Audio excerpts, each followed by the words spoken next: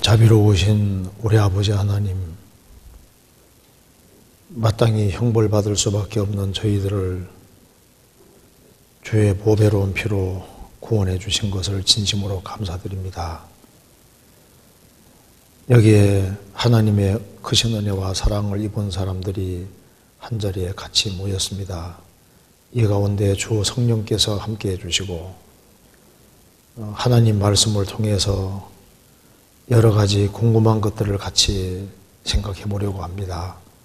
주님께서 함께해 주시고 도와주셔서 하나님의 말씀을 통해서 하나님이 원하시는 뜻이 무엇인지를 더욱 분별할 수 있는 힘을 주시고 또 우리의 마음을 새롭게 해주시고 말씀 가운데 살아갈 수 있도록 더욱 역사해 주시옵소서. 여기에 참석하신 모든 분들에게 더욱 크신 은혜와 사랑으로 함께해 주옵소서. 주 예수 그리스도 이름으로 기도하옵나이다. 아멘. 여기 질문 좀 같이 생각해 보겠습니다. 오늘 좀 질문 좋은 것들이 많이 나온 것 같아요. 그래서 근데 질문을 또 한 사람이 와 있으면 좋은데 한 사람은 안 와 있고 질문 던지고 참석 안 하는 사람이 있을까 봐 그렇습니다. 근데 그 질문들 내용은 참 좋다고 생각이 듭니다. 같이 한번 생각해 보겠습니다. 먼저 첫 번째 질문. 구원받은 지 오래되어서 그런지 집회 말씀을 들을 때 지루하거나 집중이 잘 안 될 때가 있습니다. 신앙에 무슨 문제가 있는 것은 아닌지 염려가 됩니다. 집회 말씀을 들을 때 어떤 마음으로 듣는 것이 필요할까요? 이것도 참 좋은 질문이라고 할 수 있습니다. 구원받은 지 오래되어서 그런지 보니까 이제 분명히 구원받은 지 오래된 사람이 한 질문이잖아요. 집회 말씀을 들을 때 지루하거나 집중이 잘 안 될 때가 있다. 신앙에 무슨 문제가 있는 건 아닌지 염려가 된다. 집회 말씀 들을 때 어떤 마음으로 듣는 게 필요할까요? 하는 질문입니다. 그런데 집회 말씀 들을 때 지루하거나 집중이 잘 안 될 때가 있다 이렇게 했는데 제일 잘 들리는 길이 뭔지 아시죠? 집회 말씀 들을 때 제일 잘 들릴 때가 언제일까요? 새로 누구를 데려왔을 때, 특히 자식을 데려온다든가 뭐 남편이나 혹은 아내, 부모나 이런 사람을 이제 자기하고 실제로 관계되는 사람을 데려왔을 때는 사실 그때가 말씀이 제일 잘 들릴 때입니다. 그래서 지루하게 느껴지거나 집중이 잘 안 될 때는 제일 좋은 길은 데려와서 들어봐요. 제일 잘 들리게 되어 있습니다. 그리고 이제 사람을 새로 데려와서 들을 때는 새로운 얘기 해주면 별로 안 좋아하거든요. 왜 저건 내가 듣던 걸 안 얘기해주고 저 다른 얘기를 해줄까? 자기가 들어서 확신 생기는 그 얘기를 해주기를 간절히 원하게 되는 겁니다. 그리고 이제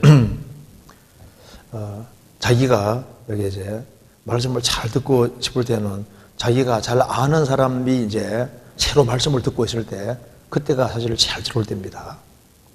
또 한 가지는 집회 말씀에 같이 동참할 때 전도하지 않는다 할지라도 잘 들릴 수 있는 길은 이 전도 집회하는 게 이게 얼마나 중요한지를 알면 알수록 그러니까 중요도가 크면 클수록 잘 들리게 돼 있는 거예요.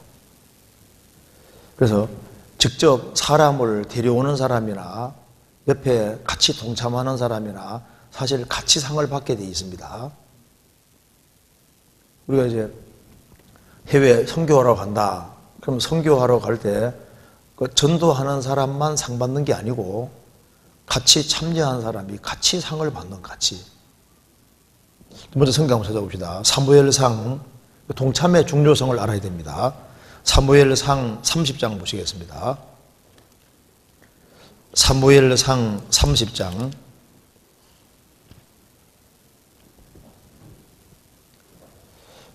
21절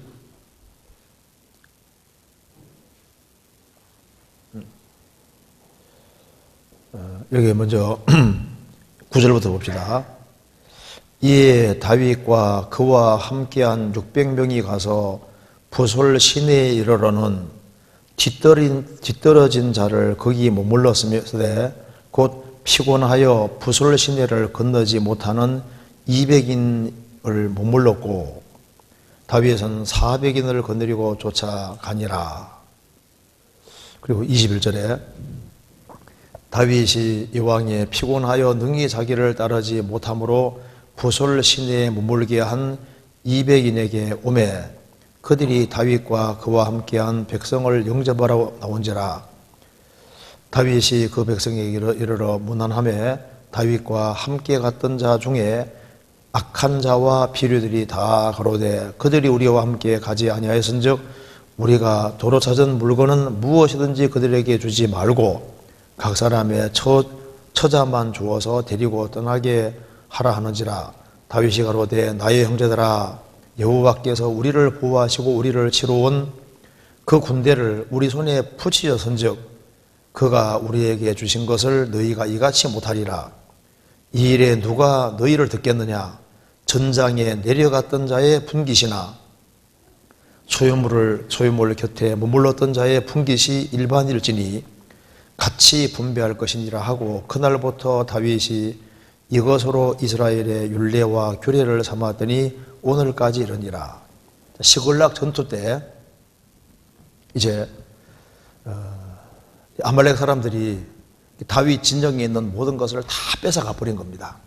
그래서 600명이 이제 쫓아가는데 200명은 너무 피곤해서 더 이상 쫓아갈 수 없기 때문에 짐을 지키고 있는 겁니다. 400명이 이제 전쟁해가지고 이겨서 탈취물을 다 가져왔거든요.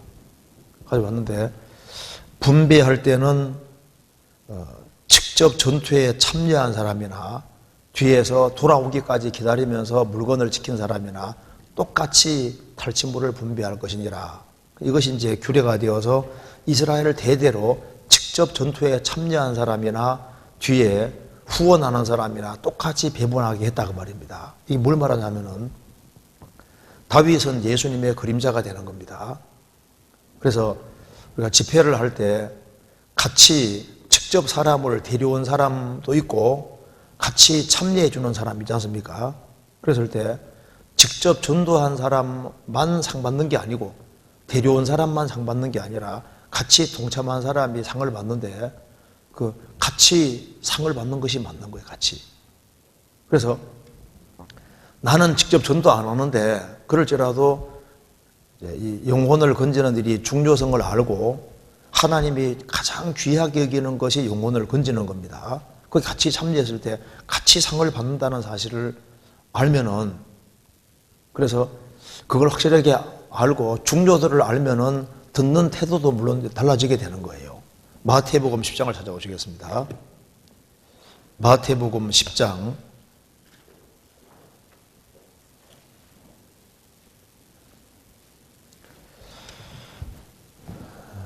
41절입니다.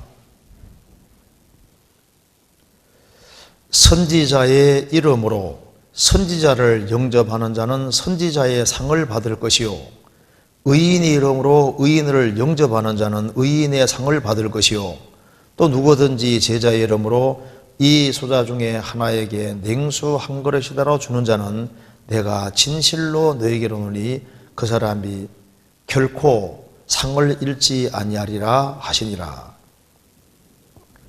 선지자의 이름으로 선지자를 영접하는 자는 선지자의 상을 받을 것이다. 의인의 이름으로 의인을 영접하는 자는 의인의 상을 받을 것이다. 그래서 의인이 하는 일에 같이 뒤에서 후원하면 같이 의인의 상을 같이 받게 되는 거예요.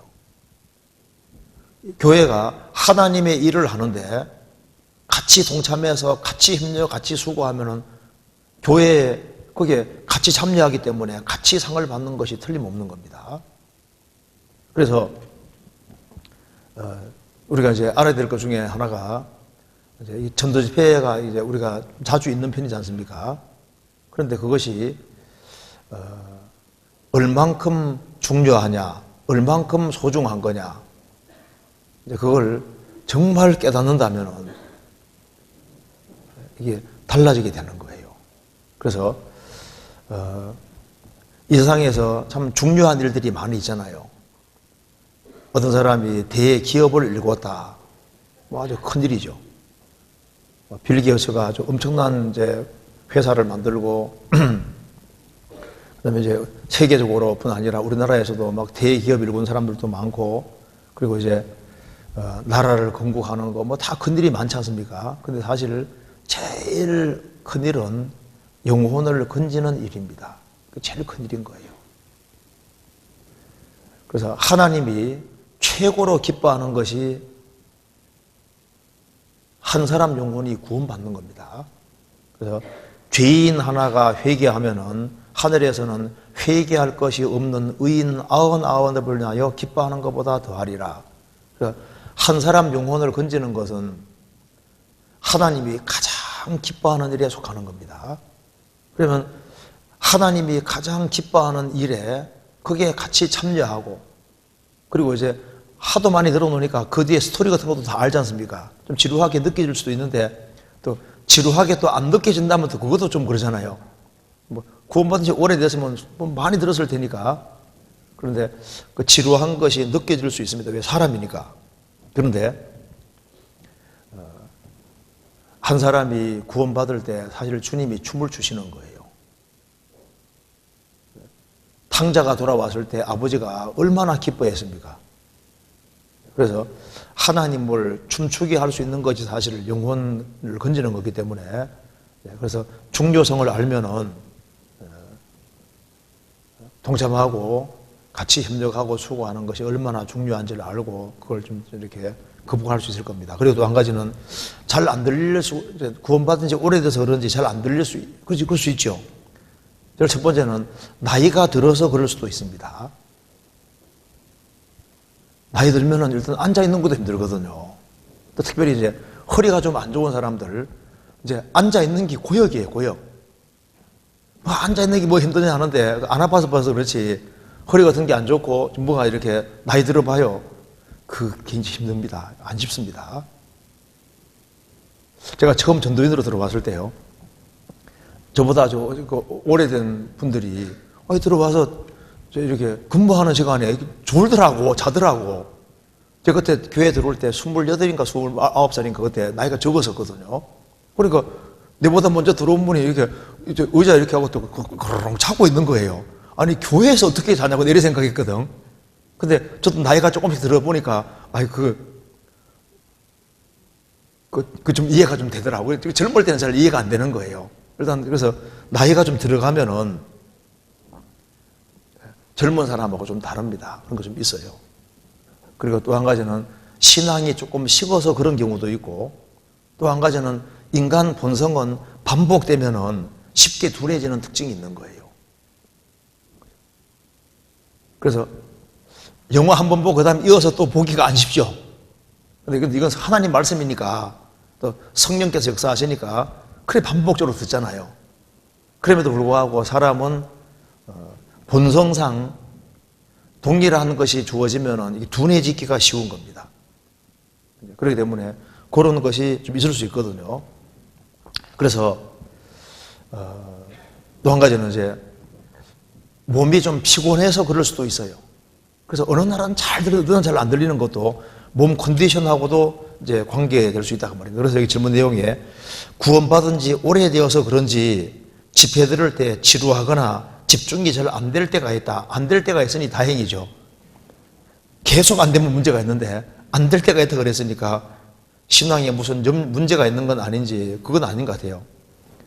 그래서 이게 집회 말씀 들을 때 어떤 마음으로 듣는 것이 필요하냐. 사실 내 자녀가 듣고 있다. 그래서 자기가 이제 이게 좀 중요하다는 걸 알면은요, 듣는 태도가 완전히 달라지죠. 그리고 또 뒤에서 듣는 거하고 앞에서 듣는 것도 다릅니다. 그리고 이것이 아주 중요한 일이다. 그 중요한 일이라는 걸 알면 달라질 수도 있습니다. 자, 한 인간은 가치가 무한대입니다. 그죠? 사람은 존재가 안 없으니까 가치가 무한된 거예요. 그러면 전 인류도 무한대고 한 개인도 무한대거든요. 그러니까 이제 한 사람을 건질 때 무한한 가치 있는 사람을 건지는 거니까 사실은 한 사람을 건지는 것은 무한대의 가치를 지내는 겁니다. 무한대. 그러니까 우리가 생을 살아가면서 내가 구원받고 정말 내가 한 사람을 확실히 구원받긴 되었다. 그러면 그 인생은 주님 앞에 섰을 때 가장 보람된 걸 겁니다. 세계를 정복했다. 세상에서 이름 남겼다. 그거하고는 비교할 수 없습니다. 한 시골 안왕대가 구원받고 자기 자녀를 확실히 주님 품으로 인도했다. 그럼 그 사람이 주님 앞에 갔을 때 이게 무한대 가치가 있는 사람을 건져놓은 거거든요. 그러니까 이제 영혼을 건지는데 같이 협력하고 수고하는 사람은 그러니까 무한히 가치 있는 일을 하는 사람인 거예요. 왜? 영혼이기 때문에 그런 겁니다. 그래서 이제 일반 사람들이 생각하는 거하고 우리가 신앙인이 생각하는 거 좀 다릅니다. 그러니까 이 가치관 자체하고도 관계가 있는 거예요. 그래서 세상 사람들이 하는 일과 다르게 우리는 얼마나 중요한 일을 하는지를 알면 알수록 집회할 때 귀에 있을 때마다 그 적극적으로 참여하고 그리고 같이 기도해주고 이게 굉장히 중요하다는 걸 알게 되는 겁니다. 성경 마태복음 10장 한 곳에서 봅시다. 10장 12절을 보시겠습니다.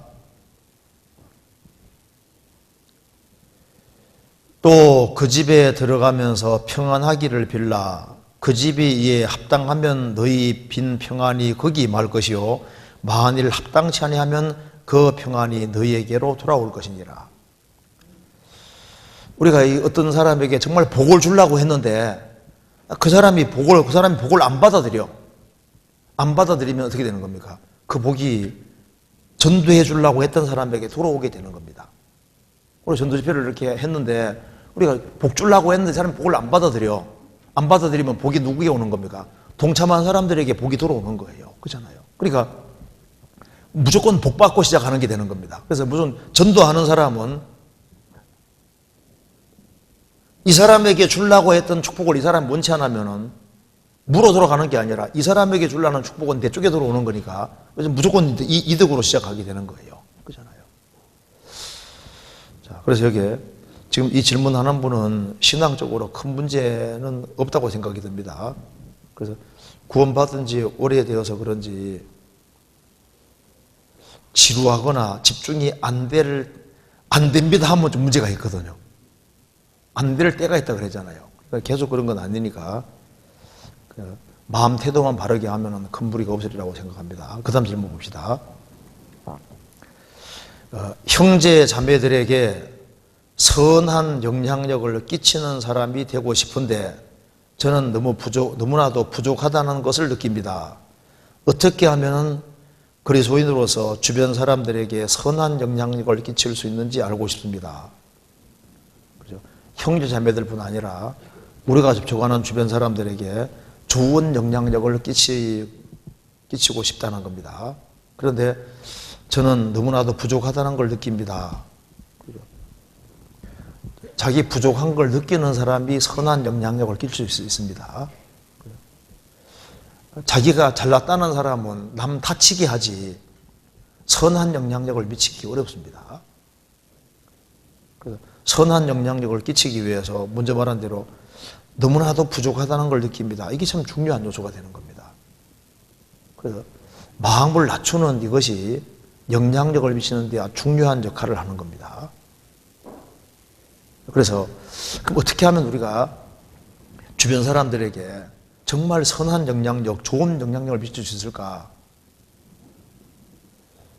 그럼 이제 영향력을 미치기에 좋은 것이 아주 많이 있는데 그중에 몇 가지를 잠깐 생각해 봅시다. 먼저 우리가 보면 믿음의 사람 아브라함은 주변 사람들이 봤잖아요. 야, 저 아브라함은 우리는 하나님이 당신과 함께하는 걸 봤습니다라고 했거든요.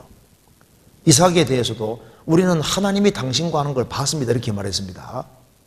그러니까 아브라함, 이삭 이런 사람들은 주변 사람에게 정말 선한 영향을 미친 겁니다. 어떻게 하면 선한 영향을 미칠 수 있느냐? 우리에게도 참 중요한 질문이잖아요. 먼저 한번 찾아봅시다. 사사기 1장 찾아봅시다.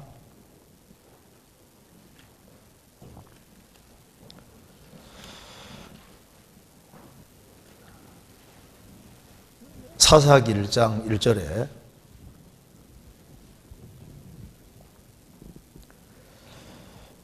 여호수아가 죽은 후에 이스라엘 자손이 여호와께 묻자와 가로되 우리 중에 누가 먼저 올라가서 가나안 사람과 싸우리이까. 이렇게 영향력을 미치는 것은 잘 생각해 봐요. 롯은 착한 사람이지만 영향력을 못 미쳤습니다. 영향력을 미친다면 주변 사람들을 건져야 되잖아요. 그런데 롯은 깨끗한 사람이지만 영향력을 미치지 못했습니다. 왜냐하면 그냥 도덕적인 깨끗함 그것만 가지고 영향력을 미칠 수 있는 건 아닌 거예요. 하나님이 함께 해야만 영향력을 미치시는 거거든요. 그렇잖아요. 그러니까 롯은 소돔에서 정말 깨끗하고 경건하게 바르게 살았지만은 하나님이 나타나신 적이 없다고요. 왜? 자기 주관 따라서 이제 아브라함 떠났기 때문에 그는 착했지만은 영향력을 미치지 못하고 자기 딸까지도 오염시켜 놨잖아요. 그러니까 이제 선한 영향력은 하나님께 영광이 돌아가고 주변 사람들이 정말 주님을 바라보게 되고 그 사람이 주님 중심으로 바뀌어지도록 그렇게 만들어야지. 그래야만 그게 선한 영향력이지 않습니까? 어떻게 해야 되느냐? 첫 번째가 여호와께 묻자와 가로되. 그러니까 이제 이 사사시대 때 언제 힘이 있었고 주변 나라들을 주변을 막 정복하고 아주 힘있게 살았냐 하면은 여호와께 묻자와 가로되. 이때는 힘이 있었거든요. 그런데 제일 마지막 장에 가면은 자기 소견에 옳은 대로 행하였더라. 자기 주관과 자기 방법대로 하니까 엉망이 돼버린 겁니다. 그래서 어떻게 하나님의 도움 받느냐 그걸 알아야 되는 거예요. 하나님의 도움은 무릎 꿇는 사람에게 오는 겁니다. 그래서 선한 영향력을 끼치기 참으로 원하면은 첫 번째 여호와께 묻자와 가로되. 하나님의 도움을 구하고 살아가는 사람, 그 사람이 주변 사람에게 선한 영향력, 좋은 영향력을 미칠 수 있게 되는 겁니다. 그래서 성경에 나와 있지 않습니까? 시편 81편에 우리 능력 되신 여호와, 여호와는 우리의 능력이 되시는데 누구에게 능력이 되시느냐? 시편 81편에 내 입을 넓게 열라 내가 채우리라. 하나님은 우리의 능력이신데 누구에게 능력 주시느냐? 내 입을 넓게 열라. 하나님의 도움을 구하는 사람, 입을 넓게 여는 사람에게 능력을 주시고 채워주신다 그 말입니다.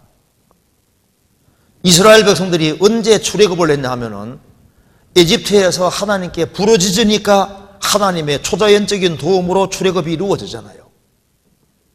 그래서 환난 날에 나를 부르라는 말씀대로 하나님을 가까이 하면서 하나님의 도우심을 절실하게 구하는 사람, 그 사람이 하나님의 능력이 함께하고 주변 사람에게 선한 영향력을 미칠 수 있게 되는 겁니다. 그래서 아브라함 너는 복의 큰 눈이 될 것이다. 아브라함 너는 복이 된다 했는데 그 복이 히브리 말로 바라크입니다. 바락 오바마잖아요. 바라크. 바라크가 히브리어로는 복이고 아람 말로는 번개랍니다. 그런데 바라크가 복이란 뜻인데 원래는 원어가 무릎입니다. 무릎. 무릎에서 온 말인 거예요. 그러니까 복 받고 싶으면 어떻게 하면 됩니까? 겸손하게 무릎 꿇고 하나님 나 좀 도와주십시오. 그 사람이 이제 복덩어리가 되는 거예요. 그래서 어떻게 주변 사람에게 선한 영향을 미치느냐? 첫 번째는 무릎 꿇는 겁니다. 하나님의 도우심을 구하는 거예요.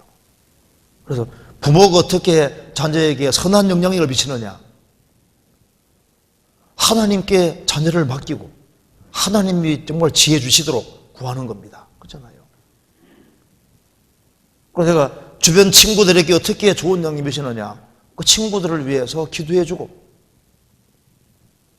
친구들이 정말 주님 안에 바르게 살도록 기도하고 정말 하나님의 선하신 도움을 구하는 이제 그것이 선한 영향을 미치는 첫 번째가 되는 거죠. 그 또 한 가지는 사사기 2장에 가면은 이스라엘이 언제 무능하게 되냐 하면은 2절 보시겠습니다. 2장 2절. 너희는 이 땅 거민과 언약을 세우지 말며 그들의 단을 헐라하였거늘 너희가 내 목소리를 청종치 않았도다. 그리하면 어찌미뇨. 이스라엘이 언제 무능력해졌냐 하면은 주변 이방 나라 사람들하고 언약 세우고 그들의 단을 헐지 아니하고 그들과 짝짝꿍하니까 무능력하게 된 겁니다. 그래서 언제 힘을 발휘하냐 하면은 구별되지 아니하는 사람은 주변 사람에게 선한 영향을 미칠 수 없습니다. 그러니까 세상 사람들처럼 살면서는 주변 사람에게 선한 영향을 미칠 수 없는 거예요. 주님은 깨끗한 거로 사용하시니까 누구든지 이런 거 자기를 깨끗하게 하면 귀히 쓰는 그릇이 되어 주인의 쓰심에 합당하며 모든 선한 일에 예비함이 되리라. 그래서 세상 사람하고 비슷하게 살아가면은 주변 사람에게 선한 영향력을 미칠 수 없는 겁니다. 그래서 구별이 힘인 거예요. 거룩이 힘인 겁니다.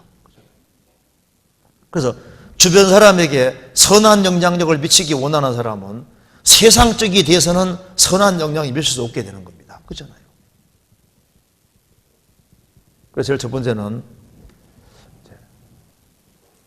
여호와께 묻자와 가로되, 또 한 가지는 이렇게 구별이 힘이라는 걸 알 수 있습니다. 그리고 또 한 가지는 삼손이 눈이 빠졌지만은 맷돌 돌리면서 회개했잖아요. 철저하게 회개하고 정말 돌이켰습니다.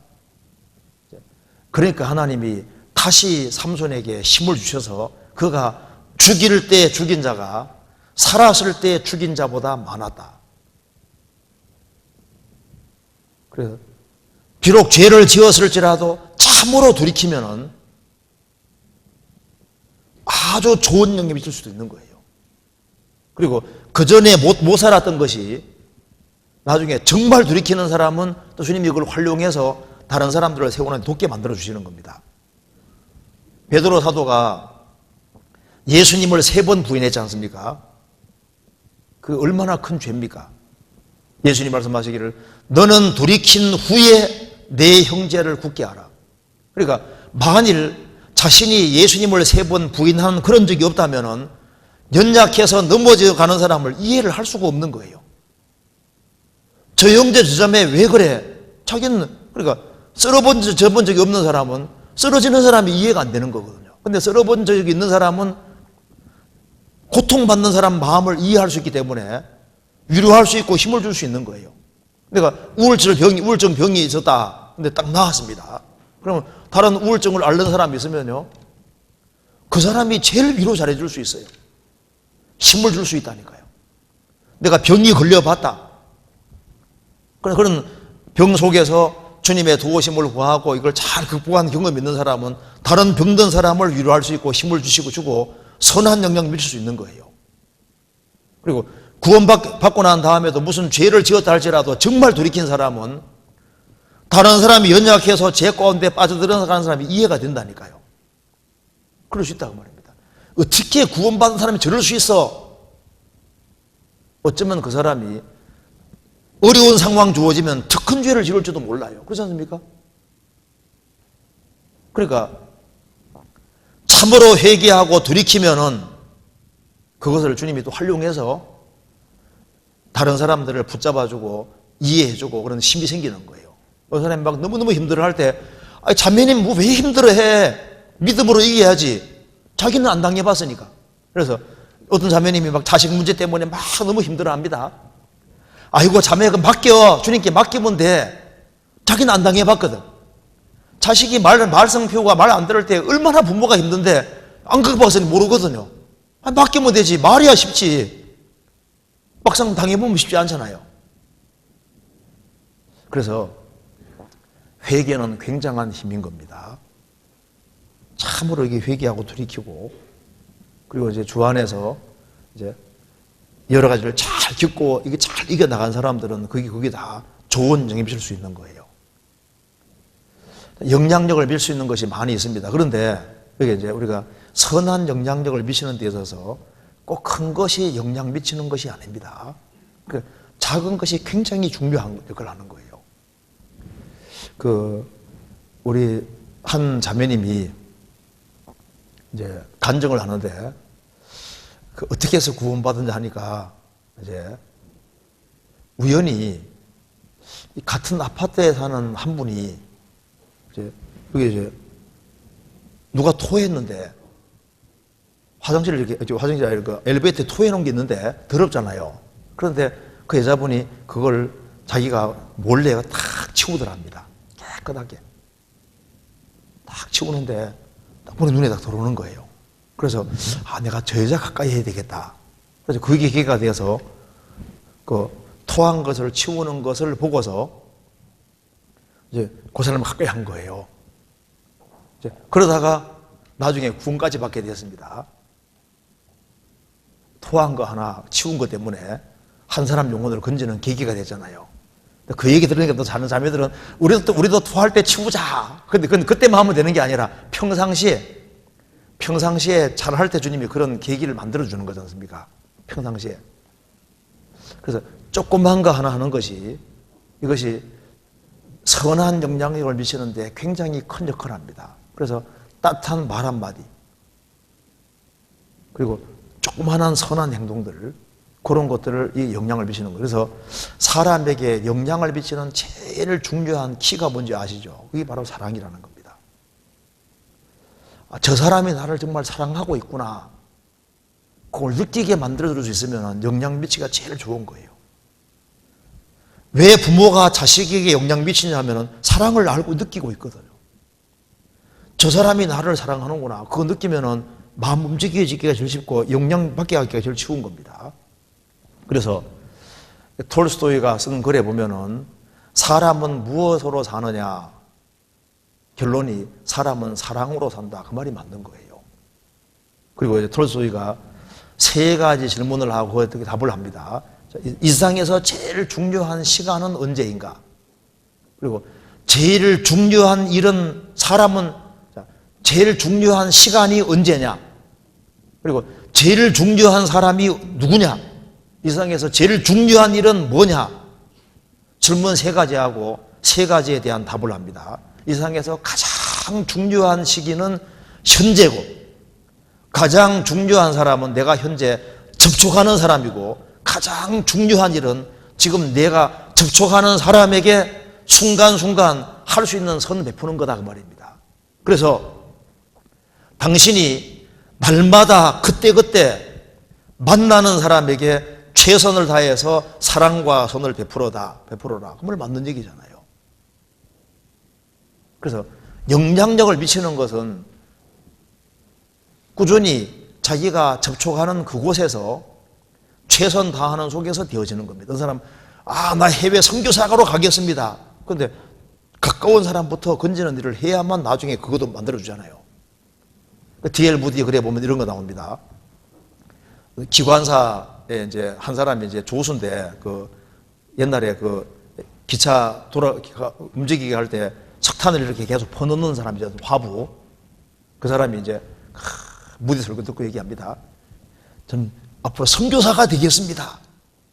이렇게 소리를 치는 거예요. 그래서 그러면 기관사는 구원받았습니까? 물으니까 전도해 본 적이 없다는 거예요. 당신 선교사가 되기 전에 먼저 가까운 사람부터 먼저 전도해라. 가까운 사람부터. 우리가 접촉하는 사람부터. 그렇게 해서 선한 영향을 미치기를 정말 원하면은 내가 접촉하는 사람, 가까운 사람에게 뭘 해야 될까? 그걸 생각하면서 그 가까운 사람에게 그때그때마다 선을 행하는, 그렇게 하면 그게 영향력을 미치는 좋은 일이 되리라고 생각을 합니다. 이거 좀 중요한 질문이잖아요. 그리고 또 한 가지 질문 봅시다. 마태복음 23장 39절, 둘째는 그와 같으니 내 이웃을 내 몸과 같이 사랑하라. 질문을 한번 읽어보겠습니다. 누가복음 6장 38절, 주라 그리하면 너희에게 줄 것이니. 마가복음 10장 43절, 너희 중에는 그렇지 아니하니 너희 중에 누구든지 크고자 하는 자는 너희를 섬기는 자가 되고 너희 중에 누구든지 어뜸이 되고자 하는 자는 모든 사람이 종이 되어야 하리라.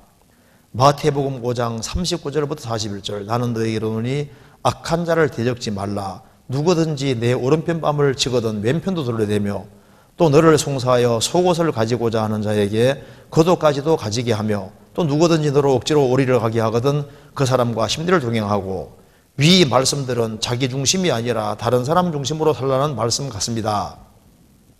또 다른 사람에게 나눠주고 베풀어주면 주님이 갚아주신다는 말씀으로 이해하고 있습니다. 그런데 이 말씀들은 이 세상에서 살아가는 동안에는 지키기는 너무 어려운 것 같습니다. 이런 말씀을 통해서 주님은 우리에게 어떤 교훈을 주시고자 하는지 알고 싶습니다.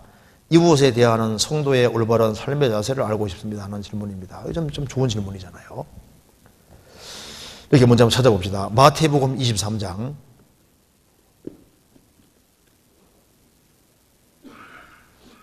23장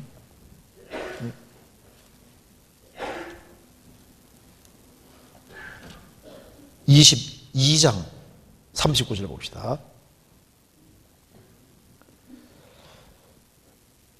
둘째는 그와 같으니 내 이웃을 내 몸과 같이 사랑하라 하셨으니 이 두 계명은 율법과 선지자의 강령이니라. 강령이란 말은 이 두 계명에 모든 계명이 매달려 있다는 겁니다. 첫째는 모든 걸 다해서 하나님을 사랑하라. 둘째는 이웃을 내 몸같이 사랑하라. 이렇게 주님께서 말씀하고 있는데 로마서 13장도 똑같이 이걸 얘기를 하고 있습니다. 남을 사랑하는 자는 율법을 다 이루었다. 그래서 여기에 이것이 누구에게 가능하냐 하면은 먼저 하나님의 사랑을 확실히 깨닫는 사람, 확실히 깨달아야만 하나님 사랑하는 마음이 정말 있고, 그리고 영혼이 구원을 딱 받아야만 다른 사람 영혼이 귀하다는 것도 정말 알 수 있습니다. 그래서 구원을 확실히 받으면은 내가 손해보더라도 영혼이 구원받기를 원하는 그 마음 때문에 이웃을 내 몸같이 사랑하라, 이것이 생활 속에서 자연스럽게 돼가기 시작하는 거예요. 표준을 제시하신 것이 맞습니다. 그래서 여기 이제 성경은 이렇게 되어 있는데 이게 주님께서 우리가 이게 해야 될 것이 아니면 이렇게 기록할 리가 없습니다. 그래서 주님께서 하라고 명령했을 때는 할 힘도 주시기 때문에 그렇게 하라고 명령하시는 거기 때문에 그건 뭐 우리는 뭐 육신인지를 하고 그렇게 하고 그냥 치부할 것이 아닙니다. 그리고 여기 질문하는 내용 중에 그런데 성경 그렇게 되어 있는데 이 말씀들을 세상에 살아가는 동안에 지키는 것은 너무 어려운 것 같습니다. 그렇죠? 그런데 주님은 분명히 표준을 제시해 주고 있는 거거든요. 표준. 이건 기준이 그렇다는 걸 분명히 말해주고 있습니다. 그래서 여기에 마태복음 22장 39절에 내 이웃을 내 몸같이 사랑하라. 그런데 정말 이웃을 내 몸처럼 사랑할까? 그렇지 못하잖아요. 그죠? 자기 가까운 사람도 자기 몸처럼 사랑 못하는데, 근데 이웃을 내 몸처럼 사랑하라. 그렇게 주님께서 말씀하시지 않습니까? 그런데 이것이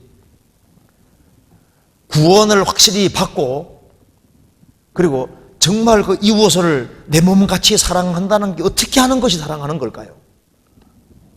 이웃에게 무조건 잘해주는 그것이 내 몸처럼 사랑하는 걸까요?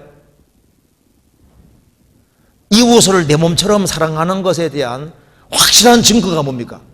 그 사람을 천국 갈 수 있도록 도와주는 게 정말 그 사람을 내 몸처럼 정말 사랑하는 게 되는 겁니다. 내가 정말 부모를 사랑하고 있다는 증거가 뭘까요? 부모가 천국 가도록 정말 도와주기 위해서 온갖 노력과 정성을 다하면 그게 정말 그 사람을 사랑하는 게 되는 거예요. 이웃을 내 몸같이 사랑하라. 어떻게 하는 것이 내 몸처럼 사랑하는 거냐고 말입니다. 우리가 이웃을 정말 사랑하고 있다는 증거가 영혼을 정말 불쌍히 여기고 그 사람을 건지려고 노력하는 그 사람들이 이웃을 정말 사랑하는 사람들이 되는 겁니다. 그리고 영혼에 대한 갈망이 크면 클수록 이웃 사람에게는 어떻게 하든 간에 선을 행해서라도 그 사람에게 내 쪽에서 희생해서라도 그 사람을 무조건 세우려고 하게 돼 있으니까 뭐 사랑합시다 그렇게 말할 필요가 없는 거예요. 그래서 우리가 하나님 앞에서 구원받은 것이 확신되고 영혼의 존귀함을 알면 알수록 천국과 지옥이 있다는 걸 알면 알수록 그러면 분발해서 어떻게 하든 간에 내 쪽에서는 희생하고 수고해도 사람을 세우는 쪽으로 그렇게 마음과 생각이 움직이지게 돼 있는 거라니까요. 그래서 누가 거지가 찾아와도 혹시 저 사람 구원받지 않을까 싶으니까 그러니까 영혼을 건지고 세우려는 그 마음이 크면 클수록 이쪽에서는 희생하고 수고해서라도 뭔가 되도록 그러니까 이제 그리고 영혼 건지려는 마음이 큰 것이 핵심으로 사실 있는 겁니다. 그래서 주님 말씀하신 것이 이해가 되려면 일단 구원을 받아야 되고 그리고 어떻게 하면 저 사람들을 주님 품으로 건질까 그걸 자꾸 생각하는 사람들은 자기도 모르게 하나님과 이웃을 선대하는 쪽으로 그게 커지는 쪽으로 갈 수밖에 없는 거예요. 또 한 가지 찾아봅시다. 먼저 여기 누가복음 6장 보시겠습니다. 6장 38절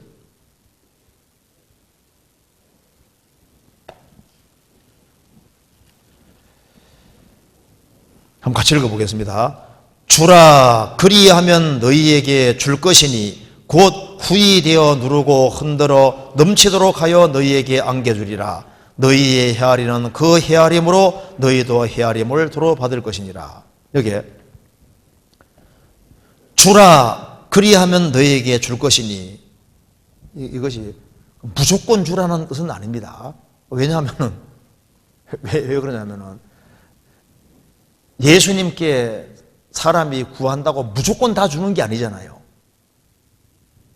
그러니까 주님이 하는 것을 담게 행해야 되는데 그러면 주라 그럼 너에게 줄 것이다 할 때 조건이라는 게 없냐 그 말입니다. 조건이 있습니다. 하나님도 무조건 주는 게 아니잖아요. 다 주는 분이 아닙니다. 줘서 그 사람이 망할 것 같으면 안 주십니다. 조건이라는 게 있는 거예요. 그래서 여기 이제 주라 그리하면 너희에게 줄 것이니 이거 할 때 원칙을 좀 알 필요가 있습니다. 원칙을 자식이 달라고 해서 무조건 주는 것이 이거 지혜가 아니잖아요. 자식이 돈 달라 할 때 주라 그랬으니까 성경에 주라 그랬으니까 무조건 줍니까? 이 사람 보니까 사기꾼인데 달라 그러거든요. 주는 게 아니에요. 주라 그럴 때 조건이라는 것이 있는데 이런 말 뜻을 좀 이해하기 위해서는 여기 우리의 도움을 필요로 하는 사람들에게 우리가 줬을 때 그 사람에게 정말 유익이 돼야 되거든요. 이기적인 마음 품지 말고 주라고 했을 때 조건이라는 게 있는데 이런 걸 좀 이해하기 위해서는 찾아봅시다. 신명기 15장 보세요. 신명기 15장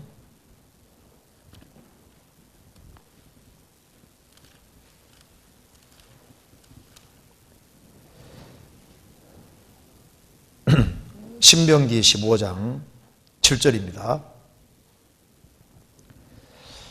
내 하나님 여호와께서 내게 주신 땅 어느 성읍에서든지 가난한 형제가 너와 함께 거하거든 그 가난한 형제에게 내 마음을 강팍히 하지 말며 내 손을 움켜 쥐지 말고 반드시 내 손을 그에게 펴서 그 요구하는 대로 쓸 것을 넉넉히 구워주라. 삼가 너는 마음에 악념을 품지 말라. 그리고 10절에 너는 반드시 그에게 구제할 것이요 구제할 때는 아끼는 마음을 품지 말 것이니라.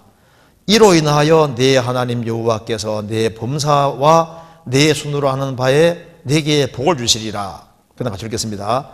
땅에는 언제든지 가난한 자가 그치지 아니하겠으므로 내가 내게 명하여 이르노니 너는 반드시 내 경대에 내 형제의 곤란한 자와 궁핍한 자에게 내 손을 펼지니라. 형제가 떼거리가 없고 먹을 것이 없어서 굶어 죽는데, 굶어갈 때 그걸 네가 이기적인 마음 품어야 되느냐? 품지 말고 손을 펴서 도와주라 그 말입니다. 내게 도움을 구할 때 도와줄 형편에 있고 내가 도와줄 만한 사람이고 할 때는 그때는 도와주라고 한 겁니다. 그런데 도와줄 때 궁핍이란 말이 나와 있는데, 구절에도 궁핍이란 말이 나와 있잖습니까? 궁핍이란 말이 나와 있는데, 궁핍이란 말이 어떤 뜻인지 한번 봅시다. 여기에 성경 한번 찾아봅시다. 요한일서 보세요. 3장. 요한일서 3장.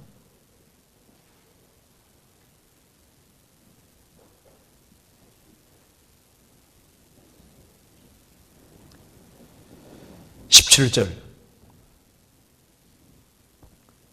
누가 이 세상 재물을 가지고 형제의 궁핍함을 보고도 도와줄 마음을 막으면 하나님의 사랑이 어찌 그 속에 거할까 보냐.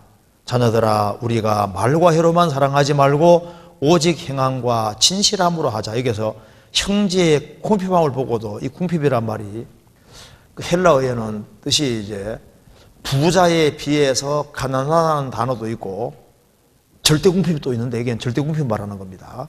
정말 내가 안 도와주면 먹고 살 길이 없는 거예요. 그럴 때는 내가 적극적으로 도움 구할 때 도와주는 것이 맞다 그 말입니다. 그런데 어떤 사람 보면요, 집을 이제 줄여서 가면은 살 수도 있는데 옆에 정제가 안 도와준다고 투덜투덜한 사람도 있는데 그건 합당하지 않은 거예요.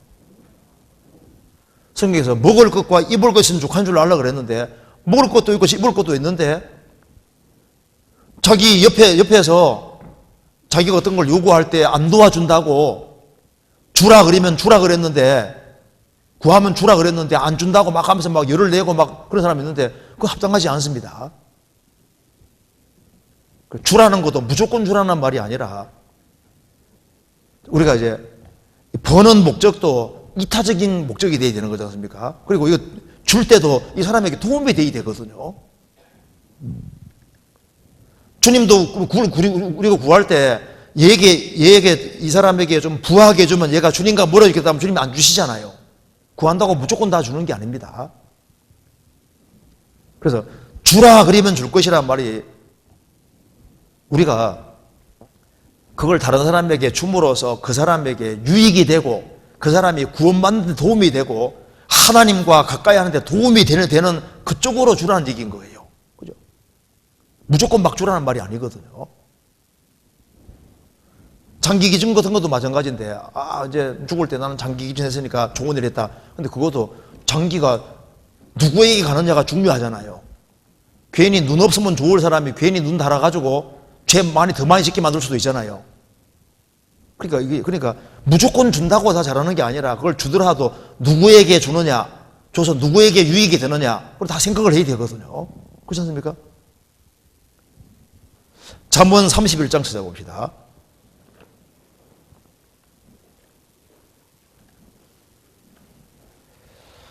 잠언 31장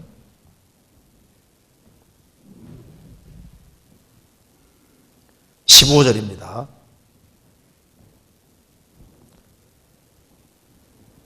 밤이 새기 전에 일어나서 그 집사람에게 식물을 나눠주며 여종에게 일을 정하여 맡기며 밭을 간품하여 사며, 간품에 산다는 것은 고루 골라 싸게 산다는 겁니다. 그 손으로 번 것을 가지고 포도원을 심으며 심으로 허리를 묶으며 그 팔을 강하게 하며 자기의 무역하는 것이 이로운 줄을 깨닫고 밤에 등불을 끄지 아니하고 손으로 손뭉치를 들고 손가락으로 가락을 잡으며, 현숙한 여인이 얼마나 부지런히 일하고 악착같이 모으잖아요. 악착같이 모으는 이유는 20절 때문, 20절. 그는 간곤한 자에게 손을 펴며 궁핍한 자를 위하여 손을 내밀며, 열심히 모아둔 이유는 뭐냐 하면은 세상에 불쌍한 사람이 그렇게 많은 거예요. 이뤄져가는 영혼이 많으니까 그런 사람들에게 손을 펴서 그들에게 선 베풀면서 그 사람들을 주님 품으로 세우기 위한 것이 목적이다 그 말입니다. 그러니까 현수간 여인이 30절에 여호와를 경외하는 자인데 여호와를 경외하기 때문에 악착같이 벌고 악착같이 모으고 전략해서 그걸 최대한 가장 좋은 것으로 활용하는데, 첫 번째는 간구한 사람들, 궁핍한 사람들, 불쌍한 사람들을 적극적으로 도와서 그 사람들을 주님 안에 튼튼하게 세우기 위한 게 목적이고, 그 다음에는 자기 집안이고, 세 번째는 자기지 않습니까? 그래서 주라, 누구에게 어떻게 줘야 되냐 그 말입니다. 이 사람은 사기꾼이거든요. 주라, 무조건 주냐가 아니잖아요. 어떤 사람은 주면은 아주 골치 아픈 문제가 생길 수도 있습니다. 상담하는 것도 마찬가지예요. 상담할 때도 어떤 사람이 예수님께 물으러 왔을 때 예수님이 그냥 조용히 돌려보는 경우도 있고 여러 경우 있잖아요. 제가 한 번은 아주 오래전 얘기입니다. 제가 구원받고 얼마 초창기 때 한 번 이렇게 이 목사님이 이제 상담을 하는데 옆에서 이제 한 사람이 어르신이 왔습니다. 와가지고 이제 이 목사님이 이화 목사님이 이제 쫙 듣고 있다가 성경 얘기를 한마디도 안 해주는 거예요. 그래서 조용히 듣고 있으면서 조용히 돌려보내더라고, 조용히. 그래서 아니 이 사람은 성경 상담받으러 왔으면 몇 마디라도 해줘야지. 근데 아무것도 안 하고 조용히 듣고 있다가 조용히 이제 이렇게 그냥 돌려보내는 거예요. 근데 저도 이제 구원받고 그때 열심히 있으니까 아니 그래도 왔으면은 몇 마디는 해줘야지. 그래서 잠깐 내려오라고 내려가는 길에 같이 내려와서 잠깐 얘기하자 해가지고 성경 얘기했다가 제가 그때 아주 된통 막 성경 얘기했다가 막 하루 종일 막 얼마나 기분이 안 좋은지 하도 당해가지고 아예 싹수가 노란 사람인 거예요. 그냥 조용히 돌려보내는 게 잘하는 건데 그때는 몰랐죠. 무조건 막 얘기 많이 해준다고 잘하는 게 아니라 상담하면서도 마찬가지입니다. 누가 질문할 때도 질문을 막 다 받아주면은요 오히려 역효과인 경우도 있거든. 너무 답을 잘해주면 열받아서 그 다음 안 와. 좀 모르는 척하고 좀 그렇게 좀 했으면 더 좋을 뻔했는데 생각하거든요. 너무 막 굉장히 많이 배운 사람인데 막 질문해서 답을 막 다 일일이 막 쫙 해주고 막 깨끗하게 그냥 다 끝내줬습니다. 그러니까 이분이 화가 나는 거예요. 조금 답을 못하는 거라도 있어야 되는데 몽땅 답을 다 해주니까 열받았어. 그 다음부터는 안 오는 거예요. 그 다음부터는. 그래서 내가 왜 상담 받으러 안 오지? 나중에 가보니까 내가 상담 잘못해 준 거더라고요. 이 사람은 자존심이 되게 센 사람이니까 답을 해도 그 답을 알라고 하는 게 사실 아닌 거예요. 그래서 조금 이렇게 부족한 모습을 보이고 이렇게 해가지고 마음 다독거리고 이렇게 하는 게 훨씬 도와줄 텐데, 그래서 지혜라는 게 필요하다고 말이에요. 지혜가. 정말 지혜가 필요합니다. 그래서 어쨌든 간에 주라 그랬을 때 그것도 잘 생각을 해가지고 해야 되는 것이 분명히 맞는 거예요. 조건이라는 것이 있다고 말입니다. 또 한 가지 여기에 마가복음 10장 봅시다. 10장 43절 보세요. 10장 43절에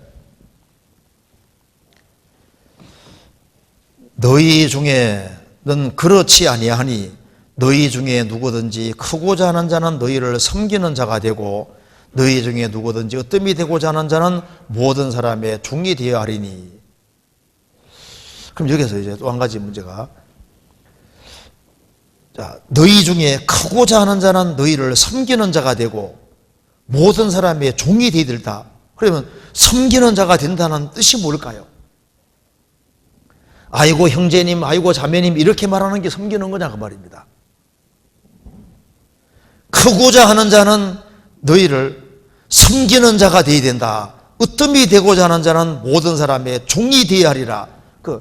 섬기는 자가 되고 종이 된다는 뜻이 뭘까요? 예수님이 섬기러 오셨는데 어떻게 하는 것이 섬기는 것일까요? 영혼을 건지고 세우기 위해서 희생하고 수고하는 게 섬기는 거예요. 섬긴다는 말이, 이게 왜 섬기는 자가 큰 자가 되냐 하면은 어떻게 하는 게 섬기는 걸까요? 영혼을 건지고 세우기 위해서 희생하고 수고하는 게 섬기는 겁니다. 예수님이 우리를 어떻게 섬겨주셨냐 하면 우리 대신 죽어주신 것이 섬긴 거거든요. 부모는 자식을 낳아주고 길러주시는 것이 그게 자식을 섬긴 거예요.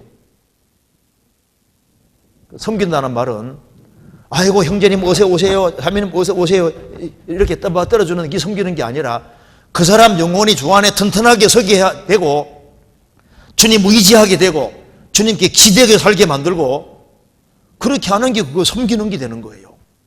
그래서 왜 섬기는 자가 큰 자가 되냐 하면은 그 영혼을 위해서 온갖 희생과 수고를 아끼지 않기 때문에 그게 섬기는 거기 때문에 그래서 큰 자가 되는 겁니다.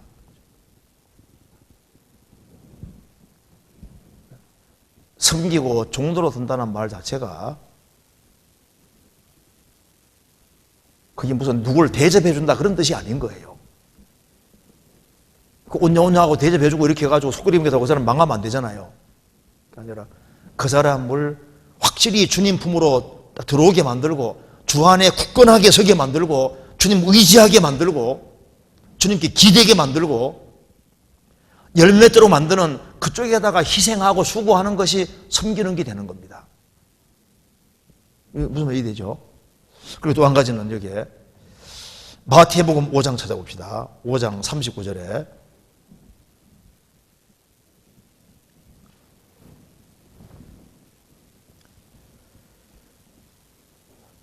5장 39절 나는 너희에게로 노니 악한 자를 대적지 말라. 누구든지 내 오른편 뺨을 치거든 왼편도 돌려대며 또 너를 송사하여 속옷을 가지고자 하는 자에게 겉옷까지도 가지게 하며 또 누구든지 너로 억지로 오리를 가게 하거든 그 사람과 심리를 동행하고 내게 구하는 자에게 주며 내게 구고자 하는 자에게 거절하지 말라.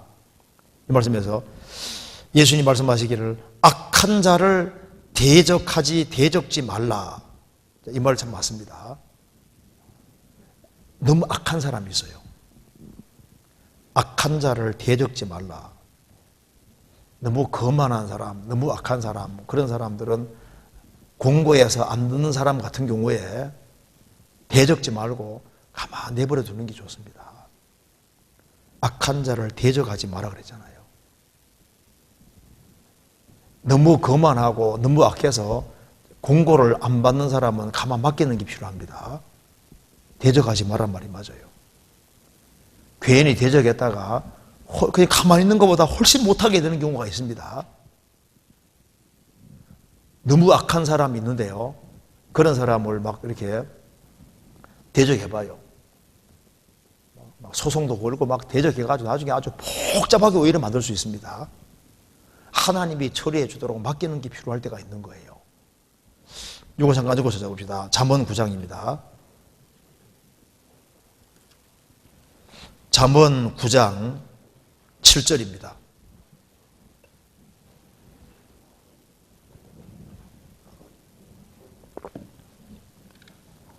7절에 거만한 자를 징계하는 자는 도리어 능욕을 받고 악인을 책망하는 자는 도리어 흠을 잡히느니라. 거만한 자를 책망하지 말라. 그가 너를 미워할까 두려우니라. 지혜 있는 자를 책망하라. 그가 너를 사랑하리라. 거만한 자를 징계하는 자는 도리어 능욕을 받을 것이다. 악인을 책망하는 자는 도리어 흠을 잡히리라. 거만한 자를 책망하지 마라.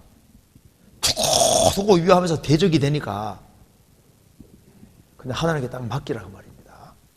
악한 자를 대적하지 마라. 그리고 마태복음 5장에 39절에 누구든지 내 오른편 뺨을 치거든 왼편도 돌려대. 왜 이렇게 얘기했을까요? 미국에서 어떤 운동선수 하나가 이제 예수를 믿게 됐습니다. 이제 초짜인데, 그래서 이제 선교하는데, 이제 전도하는데, 야외에 이제 선교하는데, 야외에서 이제 텐트를 치는데, 동참해서 텐트를 치고 있는데, 거기서 이제 그 깡패들이 시비를 거는 겁니다. 텐트 치는데 와서 시비를 자꾸 거는 거예요. 그래서 이제 예수 믿은 지 얼마 안 됐으니까 묵묵히 참고 다 이제 천막을 이제 치고 있는 겁니다. 자꾸 시비를 그런데도 가만히 있으니까 깡패 중 한 사람이 뺨을 딱 때렸습니다. 때리니까 그 운동선수가 있지 않습니까? 이쪽도 때리라고, 이쪽도. 내가 못 때릴 줄 알고 딱 때렸거든요. 그러니까 예수님 말씀하시기를 오른편 뺨을 치거든 왼편도 돌려대라 그랬으니까 내가 하나님 말씀대로 했으니까 이제 말씀 지켰다. 그 다음 못 참아. 이제 그 다음 해가지고 막 다 두들겨 팼거든요. 오른편 뺨 치면은 왼편도 돌려대며 그렇게 지켰으니까 이제 그 다음에는 두들겨 패란 말이 아니잖아요. 오른편 뺨을 치거든 왼편도 돌려대며 왜 이 말을 하냐 하면 이유가 있습니다. 예수님이 이렇게 하셨잖아요. 예수님이. 왜 그렇게 했냐 하면은 동기가 예수님이 십자가 죽지 아니하면 사람 구원이 안 되는 거예요. 그렇잖아요. 그러니까 그리스도인들이 억울한 일을 당하면서도 참고 견디는 주된 이유가 뭐냐 하면은 예수님도 우리 영혼 때문에 온갖 수모를 다 참는 겁니다. 이게 뺨 때리는 것보다 더 심한 것은 침 뱉는 거거든요. 그러니까 뺨을 맞은 거하고 침 뱉음 당한 거하고 어느 게 더 모욕적입니까? 침 뱉는 게 훨씬 모욕적이라니까요. 잠깐 찾아봅시다. 이거 잠깐 적고 이사야 50장입니다.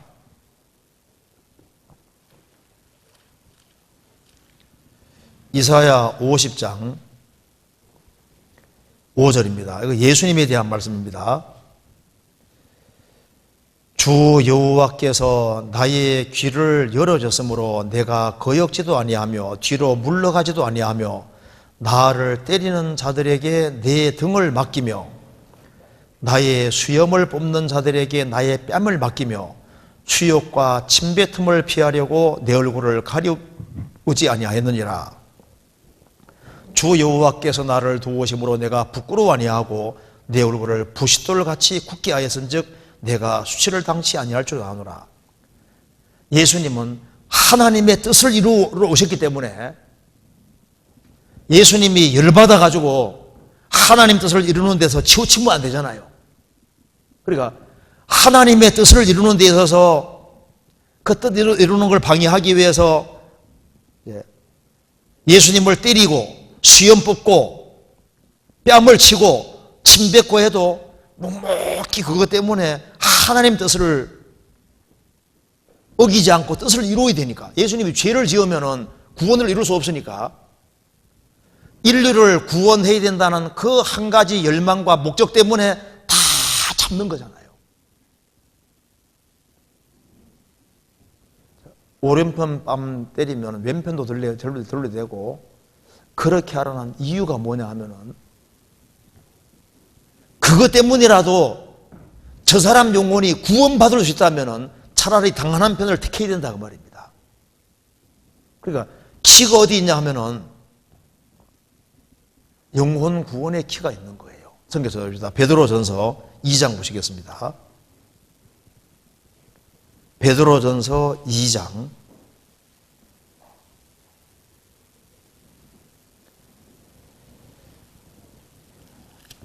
22절. 저는 죄를 범치 아니하시고 그 입에 괴사도 없으시며 거짓도 없으시며 욕을 받으시되 대신 욕하지 아니하시고 고난을 받으시되 위협하지 아니하시고 친히 공의로 심판하시는 자에게 부탁하시며 친히 나무에 달려 검음으로 우리 죄를 담당하셨으니 예수님이 죄를 범치 아니하시고 입에는 거짓이 없었으나 욕을 받으시되 욕하지 않고 고난 받으시되 위협하지 아니하고 그 정도가 아니라 더 적극적으로 예수님 대적하는 사람의 죄까지 짊어지는 길을 택했다 그 말입니다.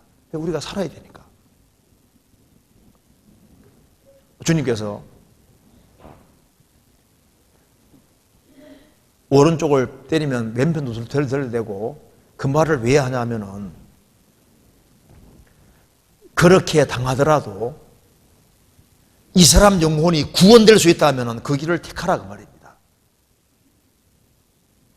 그것 때문에 하나님의 일을 거르치지 마라 그 말이거든요.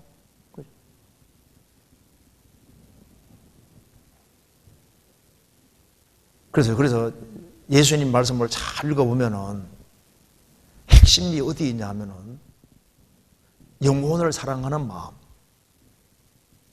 저 영혼이 제대로 세워지고 건져지고 구원되고 그걸 바라는 열망이 있으면은 예수님 말씀은 당연하다고 느껴지게 되는 겁니다. 그런데 그 영혼을 건지고 멸망 빠져가는 그 영혼이 건짐받는 그걸 불쌍히 여기지 아니하면은 사사건 건 다 문제가 될 수 있는 거예요. 네 한 대 쳤어? 나중에 봐라. 내가 반드시 원수 갚을 거다. 뭐 이런 식으로 하지 않습니까? 엉뚱하게 생각을 하게 된다니까요. 마태복음 5장 다시 봅시다. 5장. 그 다음에 여기에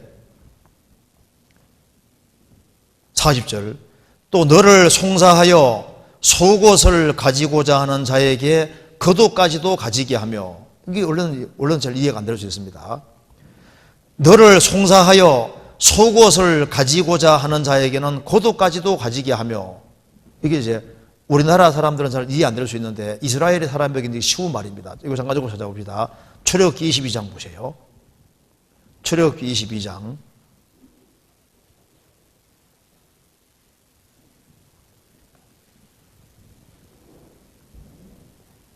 26절입니다. 25절부터 제가 읽겠습니다. 내가 만일 너와 함께한 나의 백성 중 가난한 자에게 돈을 꾸이거든 너는 그에게 체조같이 하지 말며 별일을 받지 말 것이며, 내가 만일 이웃의 옷을 전당 잡거든 해가 지기 전에 그에게 돌려보내라.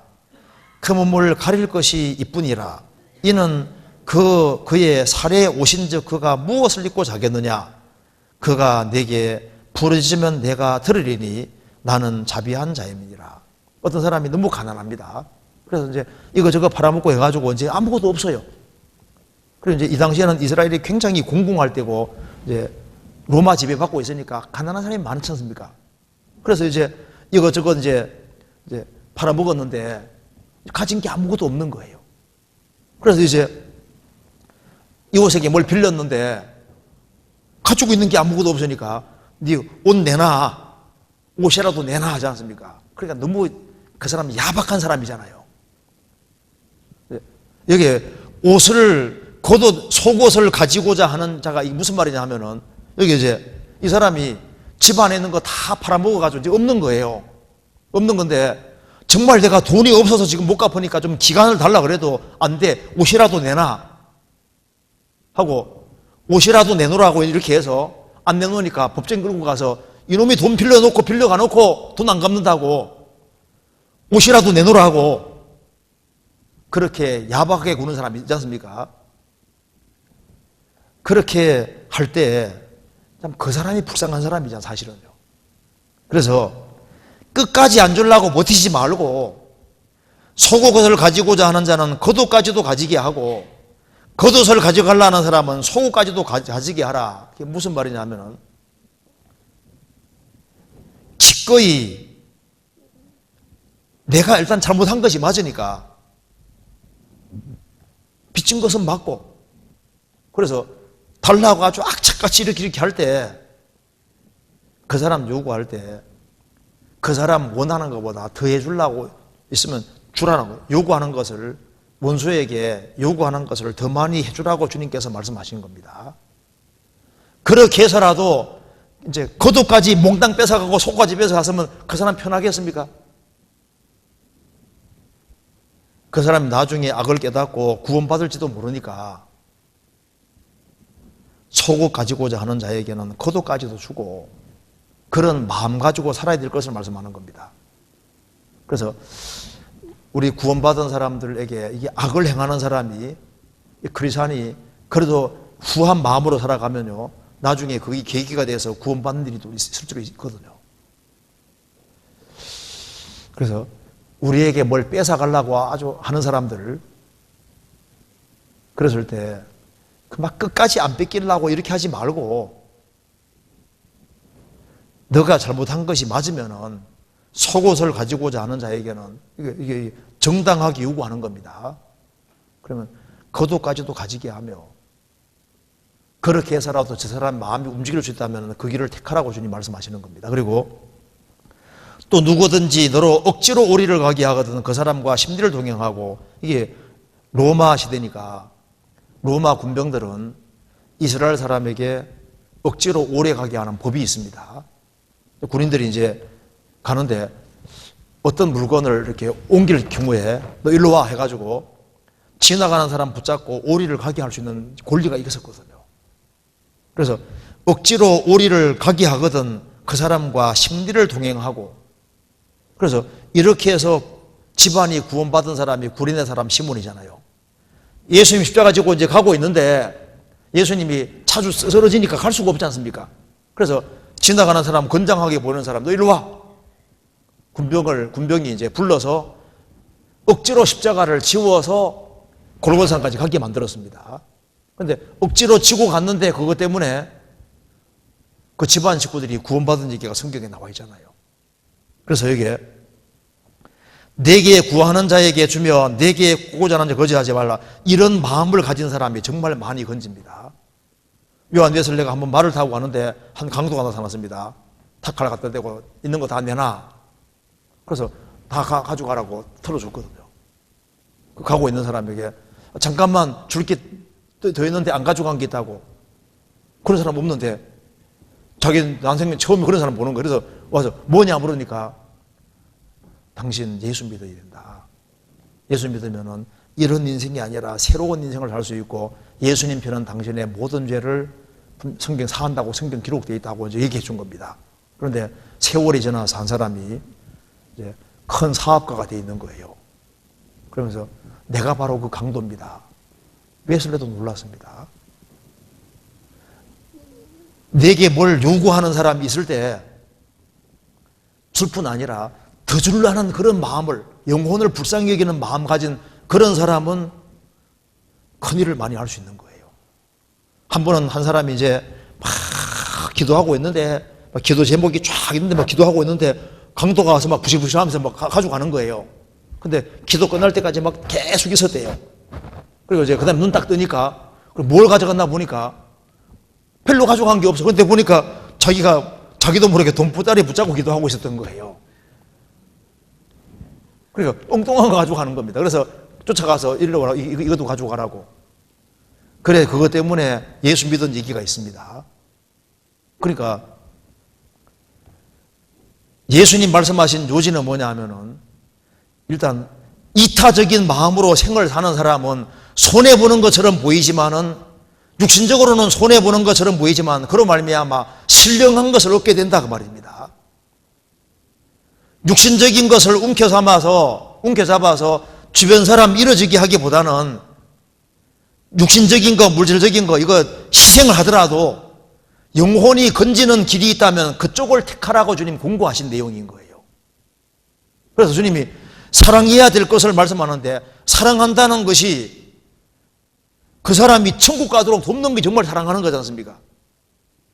그래서 육신적으로, 물질적으로 손해보는 길을 택해서라도 건지는 길을 택하는 것이 합당하다는 걸 말씀한 겁니다. 세상 사람들은 세상 것을 움켜잡으려고 하지 않습니까?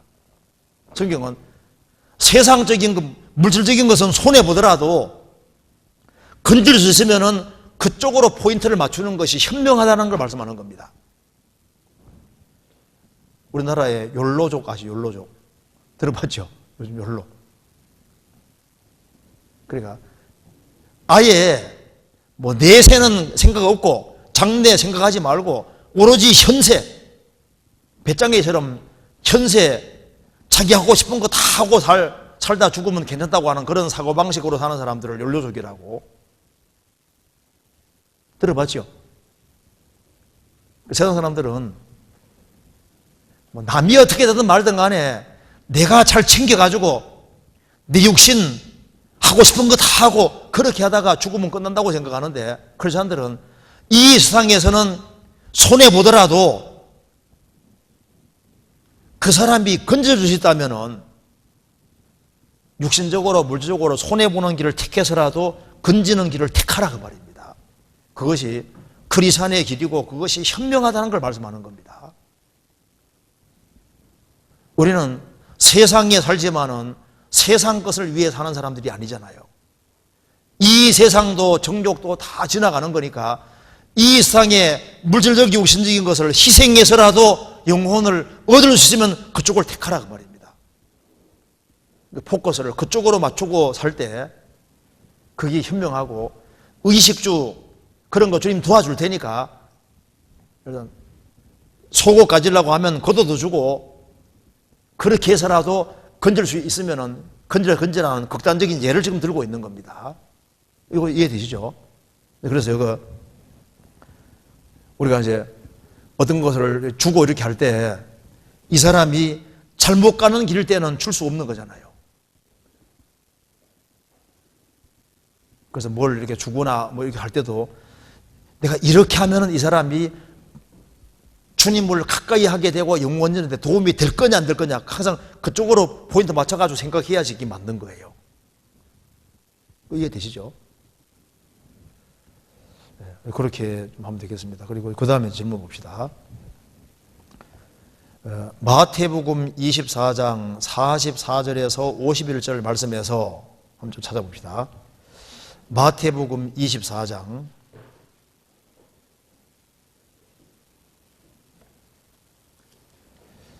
44절부터 51절 제가 한번 읽어보겠습니다. 이러므로 너희도 예비하고 있으라. 생각지 않은 때에 인자가 오리라. 충성되고 지혜 있는 종이 되어 주인에게 그 집 사람들을 맡아 때를 따라 양식을 나눌 자가 누구뇨? 주인이 올 때 그 종이 이렇게 하는 것을 보면 그 종이 복이 있으리로다. 내가 진실로 너에게로 노니 주인이 그 모든 소유를 저에게 맡기리라. 만일 그 악한 종이 마음에 생각하기를 주인이 더디 오리라 하여 동무들을 때리며 술 친구들로 더불어 먹고 마시게 되면 생각지 않은 날 알지 못하는 시간에 그 종의 주인이 이르러 엄히 때리고 외식하는 자의 받는 율에 처하리니 거기에서 울며 이를 갈미 있으리라. 이 말씀에서 충성된 종과 악한 종은 구원받은 사람과 안 받은 사람으로 보아야 하는지 궁금합니다. 또 비슷한 말씀이 누가복음 12장 41절 48절에도 나와 있습니다. 이 말씀에서도 지혜 있고 진실한 종 42절과 악한 종 45절의 구원 여부도 궁금합니다. 즉 마태복음과 누가복음의 말씀들이 생활에 대한 말씀인지 구원 여부에 대한 말씀인지 알고 싶습니다. 이거 어떻게 생각하세요? 여기에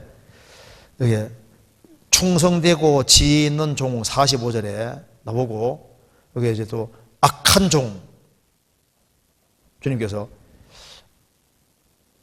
악한 종 48절에 악한 종이라고 했는데 이 악한 종에 대해서는 51절에 엄히 때리고 외식하는 자에 받는 율에 처하리니 거기에서 슬픔을 감이 있으리라. 성경에서 슬피울며 이를 가는 모든 사람은 절대 구원받은 사람 아닙니다. 지금 이게 뭘 말하냐 하면은 착하고 충성된 종이 되어야 되고 악하고 게으른 종이 되면 안 된다. 그럼 어떻게 하면은 충성된 종이고 어떤 종이 악한 종이냐 하면서 그 신뢰를, 이게 원래 24장, 25장 이 장은 사람이 붙여놓은 겁니다. 원래 이게 뒤에 연결되는 거거든요. 그러니까 착하고 충성된 종, 악한 종에 대해 악한 종을 더 자세하게 상술해 준 것이 25장인 거예요.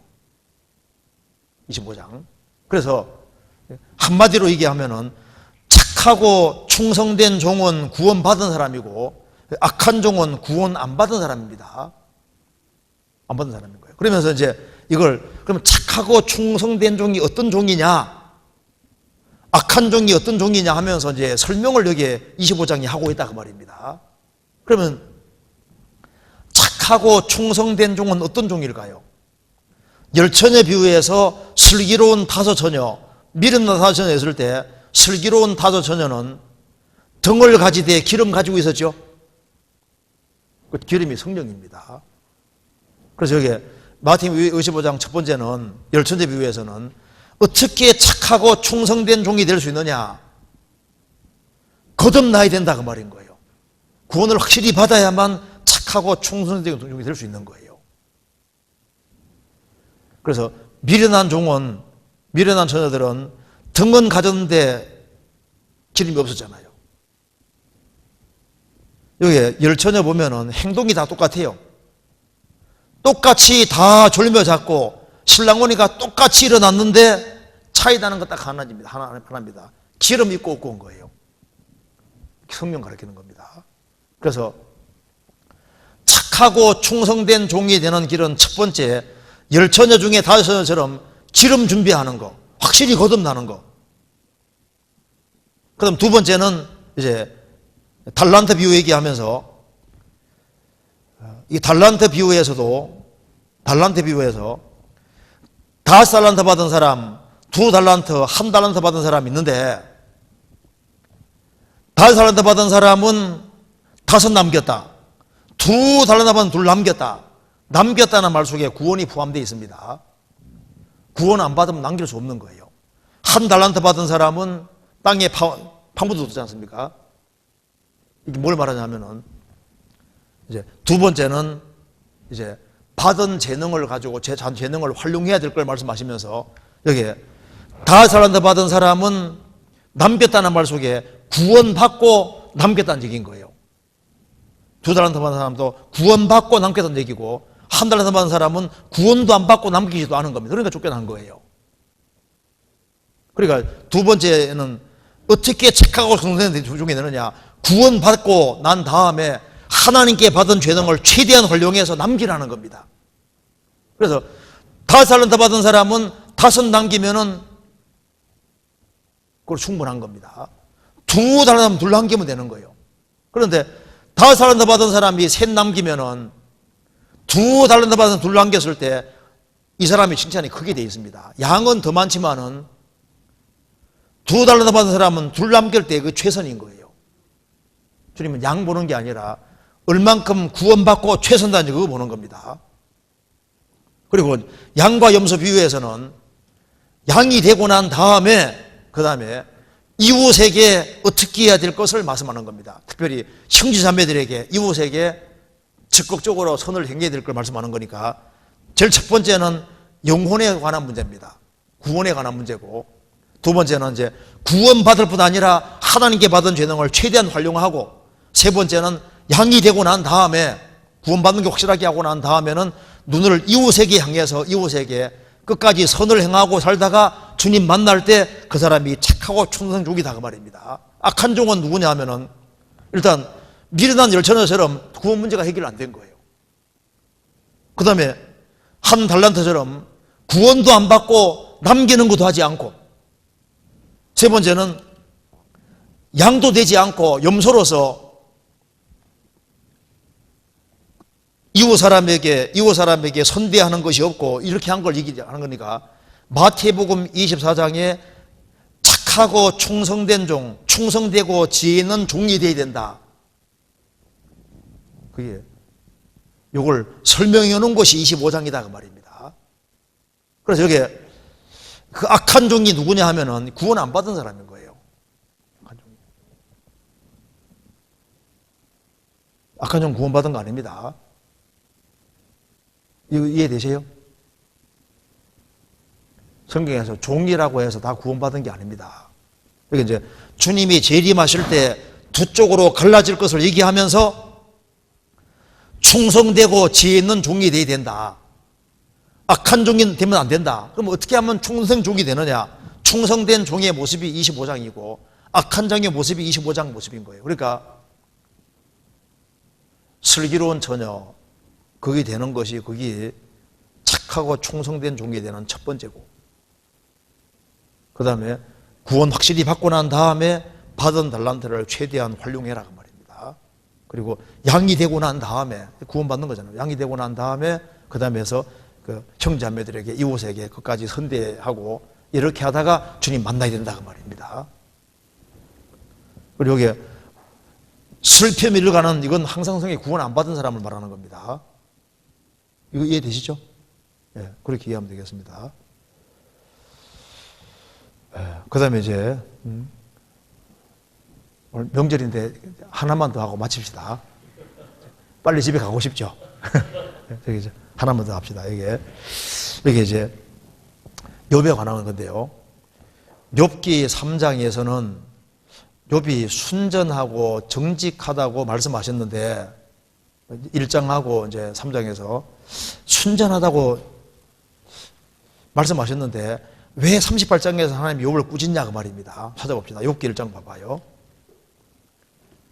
욥기 1장 봅시다. 하나님이 칭찬했는데 욥기 1장 봅시다. 1장 1절에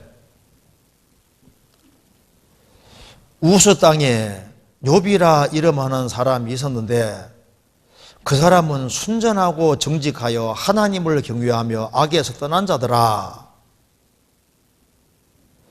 그리고 8절에 여호와께서 사단에게 이르시되 내가 내 종 욥을 유의하여 보았느냐 그와 같이 순전하고 정직하여 하나님을 경외하며 악에서 떠난 자가 세상에 없느니라.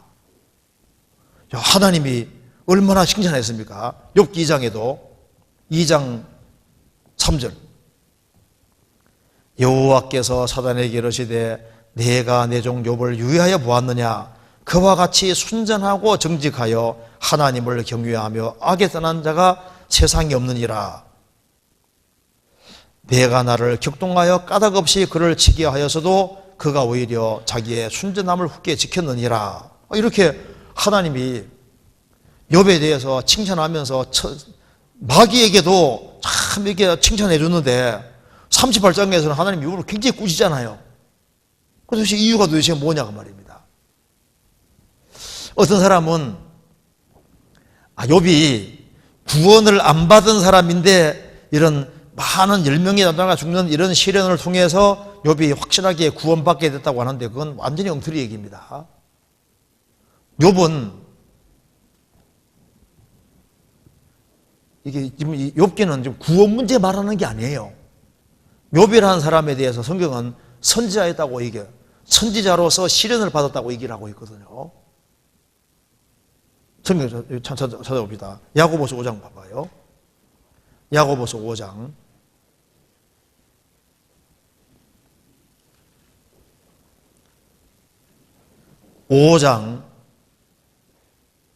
10절 보시겠습니다.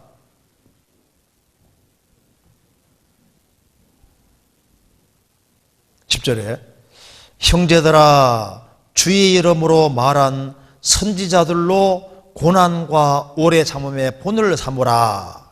선지자들로 고난과 오래 참음의 본을 삼으라 라고 하시면서 선지자로서 고난과 오래 참음의 본을 삼으라 하면서 분되는 사람을 예를 드는데 10절에 11절에 보라 인내하는 자를 우리가 복되다 하나니 너희가 욥의 인내를 들었고 주께 주신 결말을 보았거니와 주는 가장 자비하시고 긍휼히 계신 자신이라. 선지자들로 고난과 오래 참음의 본을 삼으라고 하면서 대표적으로 예를 든 사람이 누굽니까? 욥인 거예요. 욥기 읽어보면 욥이 선지자라는 걸 알 수 있습니다. 욥이 아주 엄청난 지혜를 소유하고 있는 사람인 거예요. 그리고 하나님이 욥을 통해서 말씀하셨잖아요. 욥이 선지자입니다. 그러니까 구약시대 때 선지자들 중에서 고난과 오래 참음의 아주 대표적인 본이 되는 사람이 욥인 거예요. 욥, 선지자로서. 욥은 선지자로서 주님이 욥기 기록하게 해주려고 일부러 어림을 당하게 한 겁니다. 그럼 여기서 욥은 하나님 앞에 칭찬을 받는 사람인데 왜 욥기 38장 이하에서 하나님께서 나타나셔서 욥에게 책망하시냐 그 말입니다. 그 이유가 있는 거예요.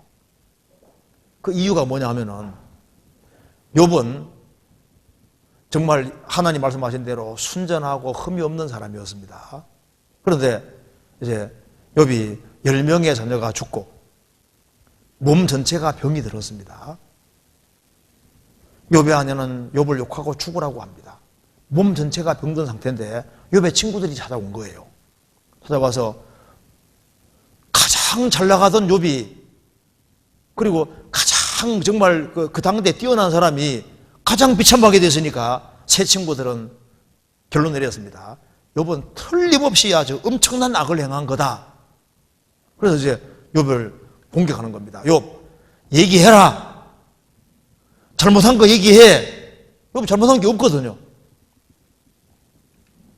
이렇게 큰 자녀가 10명이나 죽는 일이 벌어지고 재산 다 날아가고 몸 전체가 병들었으니까 넌 틀림없이 죄를 지은 거다.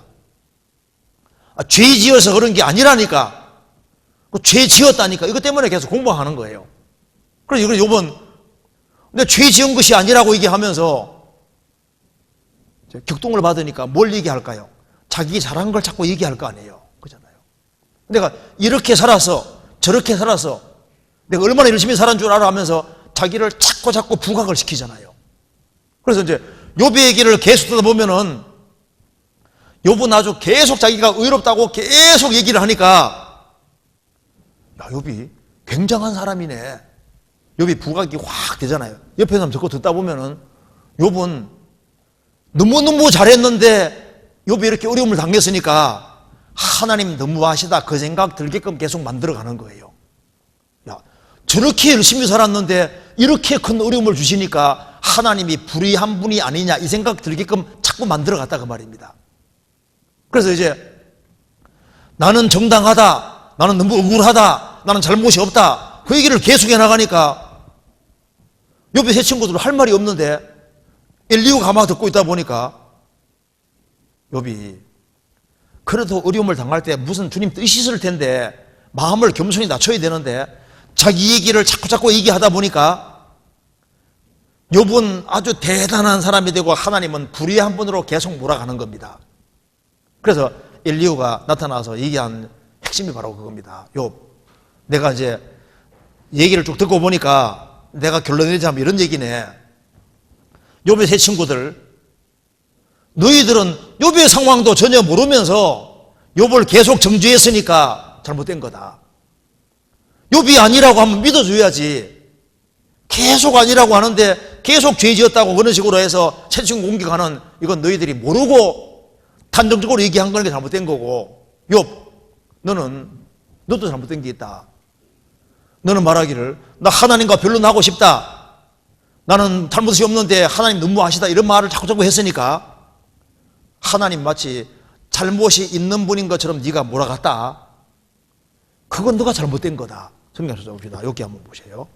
이제 엘리후가 전곡을 찍어서 이렇게 말을 하고 있습니다. 욥기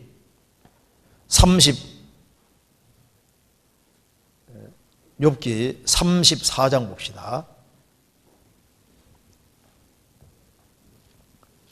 5절 보시겠습니다. 5절에 4절부터 제가 읽어보겠습니다. 엘리후가 하는 말입니다. 우리가 스스로 옳은 것은 택하고 무엇이 선한가 우리끼리 알아보자. 욥이 말하기를 내가 의로우나 하나님이 내 의를 제하셨고 내가 정직하나 거짓말쟁이가 되었고 나는 허물이 없으나 내 상처가 낫지 못하게 되었노라 하니 어느 사람이 욥과 같이라. 욥이 회방하기를 물맞이하며 악한 일을 하는 사람들과 사귀며 악인과 함께 다니면서 이르기를 사람이 하나님을 기뻐하나 무익하다 하는구나. 욥이 말하기를 내가 의로우나 하나님이 내 의를 제하셨다. 나는 정직하지만은 거짓말쟁이가 되었다. 나는 허물이 없으나 하나님이 내 허물을 막 찾으신다고 말을 하면서 사람이 하나님을 기뻐하나 무익하다. 네가 이렇게 말을 하는데 욥, 너 지금 하나님이 마치 불의한 것이 있는 것처럼 지금 계속 하나님을 몰아가는데 너가 정말 잘했다고 생각하느냐. 그러면서 욥기 36장 보세요.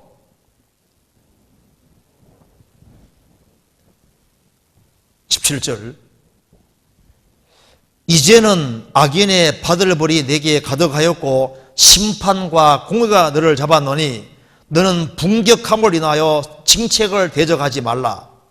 대속함을 얻을 일이 큰즉 스스로 되게 말지니라. 욥아, 네가 아무리 의로워도 네가 천국 가는 건 대속으로 천국 가는 것이지 네가 의롭다고 천국 가는 게 아니지 않느냐. 근데 네가 왜 네 의를 그렇게 드러내냐. 그리고 또 한 가지, 너는 20절 너는 밤 곧 인생이 자기 곳에서 제함을 받는 때를 사모하지 말 것이니라. 삼가 악으로 치우치지 말라. 내가 환난보다 이걸 속하였느니라. 네가 말하기를 빨리 죽었으면 좋겠다 그 말을 계속 하는데 너는 그 말하는 것은 잘못된 거다. 네가 아무리 힘들어도 나 빨리 데려가시오 하고 나 죽여버리라고 죽는 게 낫겠다고 하면서 이런 식으로 말해서는 합당하지 않지 않느냐. 그리고 24절에 너는 하나님의 하신 일을 찬송하기를 잊지 말지니라. 인생이 그 일을 노래하였느니라. 하나님이 잘못을 하겠냐. 그런데 어려움이 있다 할지라도 너가 처음에 하나님 찬송했으면 이런 어려운 속에서 하나님 찬송해야지. 그 하나님 너무하다는 그런 생각을 계속하면서 네가 잘한 것만 왜 계속 부각시켰냐. 그리고 너 욥에 대해서 얘기를 하면서 너가 이 만물을 보면 네가 제대로 아는 게 도대체 뭐가 있냐. 37장 14절에 욥이여 이것을 듣고 가만히서 하나님의 기묘한 일을 궁구하라. 하나님 하시는 만물을 살펴보면은 도대체 네가 얼마나 아느냐. 네가 아는 것이 그렇게 제한되어 있는데 하나님이 뭔가 잘못을 범하겠냐. 그런데 너는 왜 하나님이 잘못이 있는 것처럼 자꾸 뉘앙스를 풍기면서 네 잘한 것만 자꾸 드러내냐. 그래서 이제 하나님이 나타나셔서 38장에 말하는 겁니다. 욥, 너 지금까지 네 그렇게 잘났다고 자꾸 얘기했지. 그럼 네하고 얘기해보자 하면서 이제 하나님께서 38장 이하에서 너가 이거 아느냐? 이거 아느냐고 계속 하나님이 묻고 있습니다. 너 이거 아느냐 묻고 그 다음에 두 번째는 할 수 있냐 그걸 계속 묻고 있습니다. 그래서 하나님께서 욥에게 계속해서 묻는 것이 너가 할 수 있냐?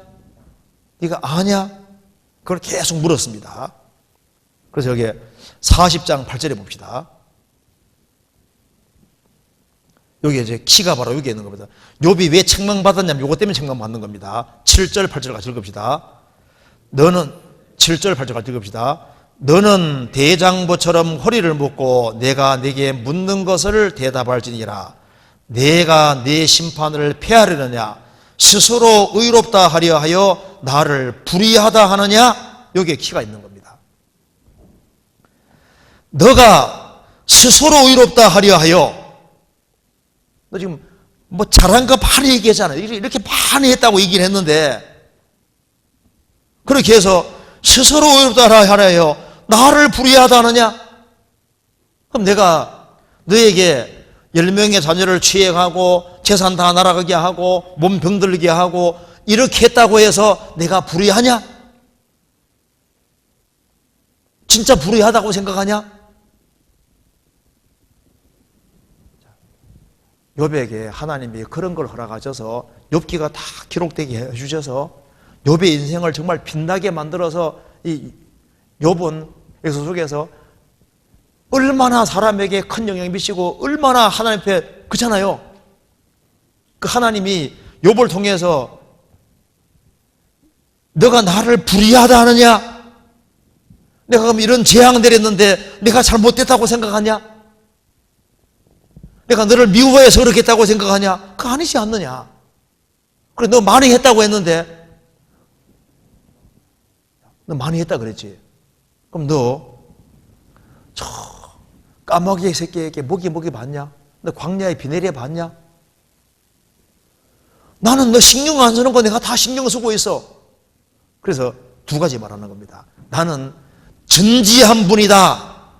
나는 전능한 분이다. 두 가지 얘기인 겁니다. 뭐든지 할 수 있고 다 하시고 뭐든지 할 수 있는 바로 그분이 너에게 어떤 일을 허락할 때는 좋은 목적 가지고 좀 의롭게 정의롭게 하는 것이지 이해가 안 된다고 해서 하나님이 불의한 것처럼 몰아간 거 그건 잘못된 것이 아니냐. 그래서 욥에 지적한 것은 바로 이겁니다.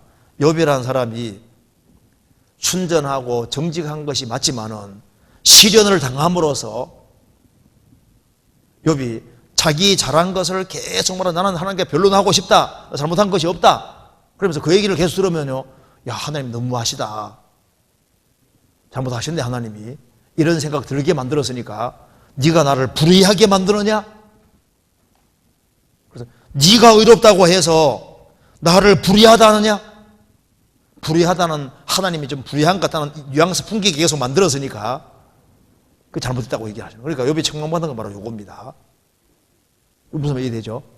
그래서 욥의 세 친구는 잘 모르면서 이제 욥을 정죄한 게 잘못이고, 욥은 사람이 어려움 당하는 거고 죄 때문에 어려움 당하는 것이 아니다. 그까지는 맞다 그 말입니다. 그렇지만은 너가 너를 너무 많이 드러낸 거다.